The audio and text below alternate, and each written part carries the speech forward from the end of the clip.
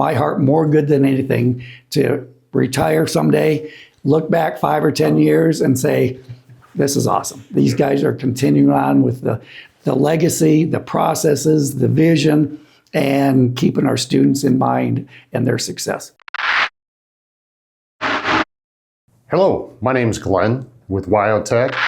I'm here talking today about WyoTech's upcoming 60th anniversary. I'm here with Jim Mathis, past president. Jim, thanks for joining us this morning.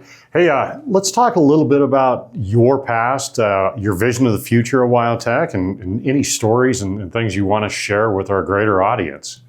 I throw that all at you once. Yeah, thank you, Glenn. WyoTech's had quite a history, and it started in 1966, and I joined them as a student in 1976, as well as an employee in 1976 as an instructor after I graduated. And that started a crazy career of 26 years the first go around.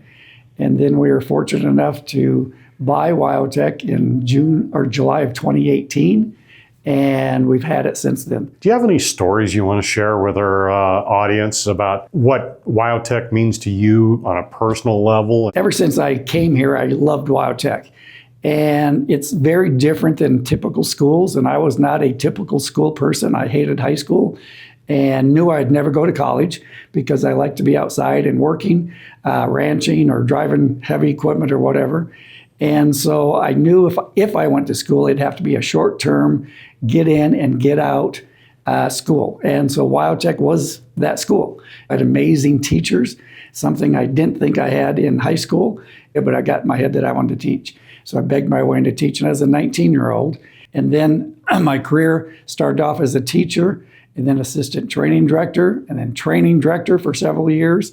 And then I actually got fired August 20th, 1990 at 4 o'clock in the afternoon, but I still have my letter. And then I became president, and currently we own the thing. It's been a crazy career. You have very unique history, and I don't think it's parallel anywhere else. There might be another school out there, but I don't think there's another school like WyoTech. Yeah, totally agree. We're very serious about the training of the students, but we also always had fun. What is one of the most humorous stories you can share with us? You get to thinking about some of those stories and events that they would pull, and it just puts a smile on your face. I remember one time we're standing outside in a nice warm day, and someone looked down at Cody, and he had a navy blue shoe on and a black shoe on. And they said, Cody, you've got a navy blue shoe on and a black shoe on. And he looks down.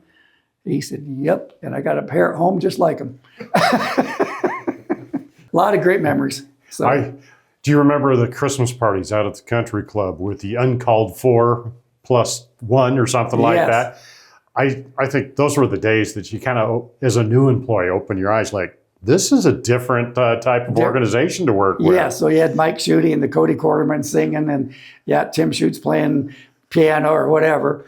And it was a pretty good, wild time. Oh, those were fun. Tell me, have you got any interesting stories you want to share with us?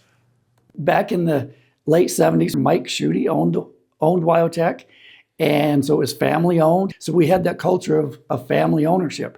And then we started being bought out by bigger companies that tried to bring the big city ideas into WyoTech, and they always didn't work. And in 2017 and 2018, the decline of WyoTech went from 400 or 500 employees down to, well, I started with 12 7.5 years ago. And so that had a huge impact on the city, the county, as well as the state and the industry, because now nobody's putting graduates out there in the industry. You're never as appreciated until you're maybe lost. But fortunately, we were able to buy WyoTech and start over. It's always a kind of a phoenix story.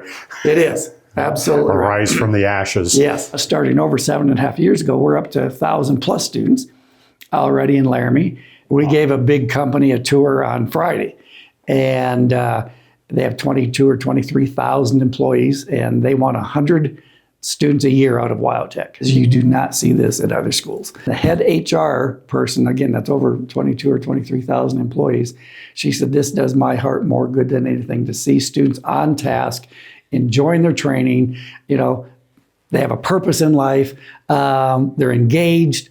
Jim, what type of legacy would you like to leave as your terms as president, former president. What would you like to see, and what would you like people to remember you as WyoTech's president?